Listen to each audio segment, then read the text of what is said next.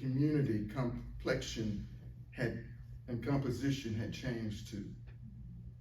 We went to Austin, Texas not long ago, and there was an elder that had grown up from the time he was a kid in this east side of Austin.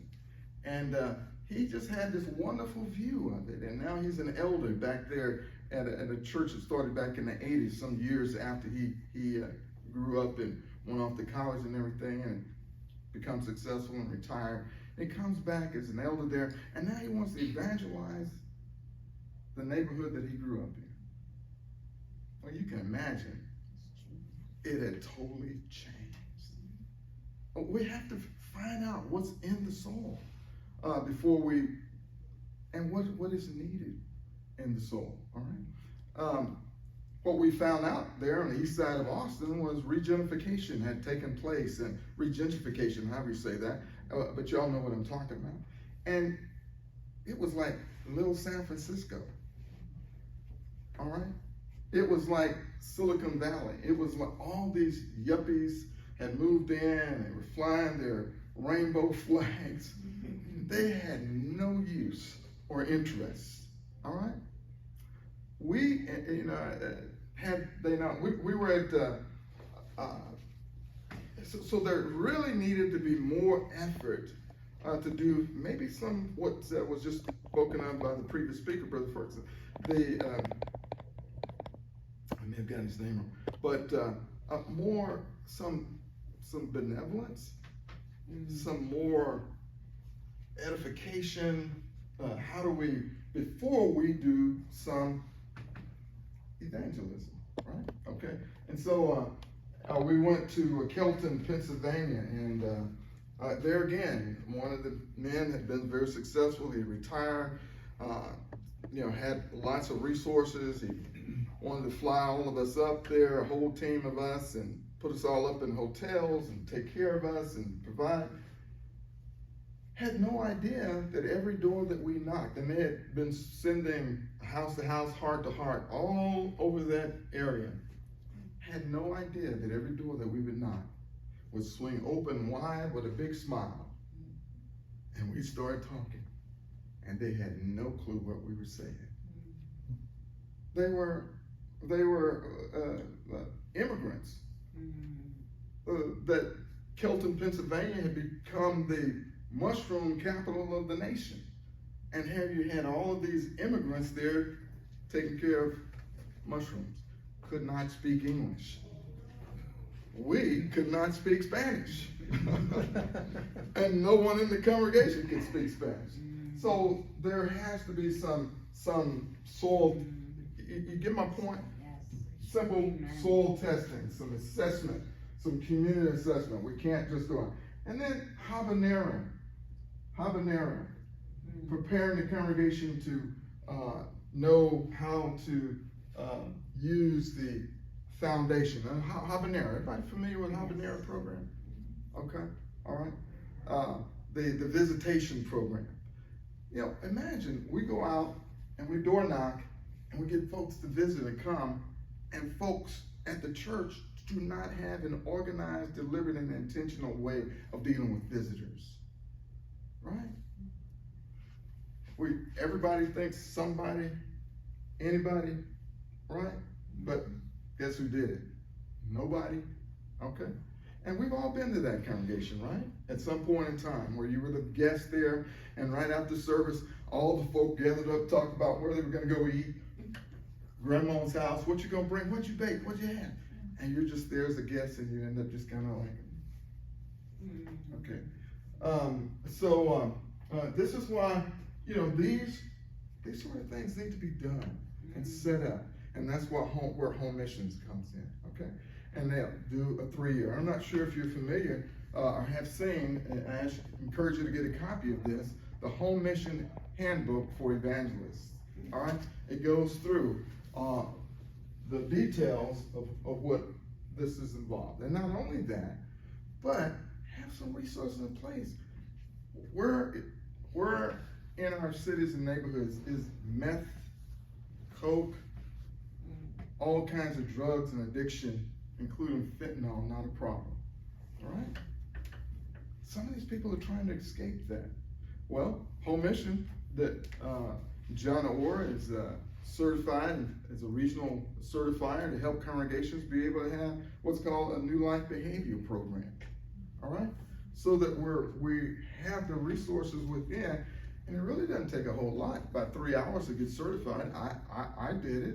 And so what I'm saying is that we have to prepare for church growth so that we are really ready and able. Am I making sense? I didn't want this to be totally a lecture, but I have a lot of things I want to say. But anytime you have something that you want to offer or add, please do so, okay? Now, once we get the green light, then we get the referral from Home Mission. Now, sometimes it doesn't go like this, as you can well imagine. People just show up at our booth. They've never heard of this aspect of it, and they call us, and we go in and we do the 3-day seminar to teach and to train and give them the foundations material and get them in contact with John or Jim, Lucas. Everybody knows who I'm talking about, right? That are the key people for Home Missions, so that they can get connected, so that by the time we come back, usually the pre-campaign seminar is anywhere from 90 days to 6 months, okay? So that we're giving the church time to incorporate these things from the leadership motivation. And we don't want to go to a congregation where, you know, we had, instead of 100%, we had like, what would it have been, 2 out of 12 of the spies that went in and, yeah, okay, only Joshua and Caleb. We go to congregations like that, where they've got that Joshua and they've got that Caleb, but then they've got that other 10 that see themselves as nothing more than a country club with a country club mentality. We don't want those people bringing their greasy hands on the walls of that fine building. I was actually experienced that at a congregation where I was a youth minister. Oh no, we don't want that. All right, but I'm sure you all know what I'm talking about. So that's a time for them to get things set up, and then we during that 90 to 60 days, we'll call back and we'll check on them, and we'll see how things are going, and we encourage Home Missions, Home Missions evangelists to do the same. We just finished one down in Temple, Texas, where the Home Mission evangelist is here, Brother Rodney Carter, and he was there embedded with us, and we love that kind of relationship, okay? Because now the Home Mission person is doing a complete handoff, but not only that, but it's kind of like those errors over there in the presentation where there's that overlap, so that it's not just a complete isolation, but it's overlap and continuity of care, right?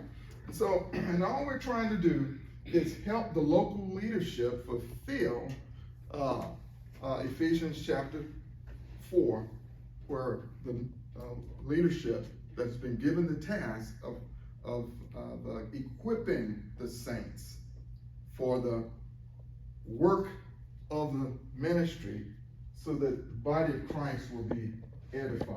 All right? And so, you know, oftentimes, you as the preacher at a local congregation, or as the elder at a local congregation, you have been saying this and you've been saying this, and nobody is listening, because we don't have the kind of mentality that we once had back in the 50s and 60s, where people said, yes, sir, and they honored and respected and gave honor. All right? And if the elder said it, that was the way it was. But what do we have today? A me society that really is, hey, your words, you know, no level of respect. So what I think that does is it creates an atmosphere for more outside folks to come in that look like and act like, that are not the preacher types, okay, that are everyday Christians coming from various places that go out with hand in hand as a team. We go out 3 by 3. And so I'm on that. One of the 3 at the door has to be a woman. You can imagine why that is, right? One of the three has to be a local member of the congregation. So what does that mean? If we go to a congregation, like for example, we're kicking off a campaign in Belen, New Mexico, Sunday. I'll be preaching there Sunday after we leave here. And they've got 6 local members sign up to go out on Monday. How many teams can we have? Potentially 6. But that's if between their group and our group, there's 6 women, okay? Otherwise, there are situations where if we go to a local congregation and not enough local folk are willing to go out with us, excuse me, we had this situation in Temple just a few weeks ago where we had a lot more of our folks, including the students, 12 students from SIBI, and only 2 or 3 local members showed up. Do you remember? Okay, so what does that do?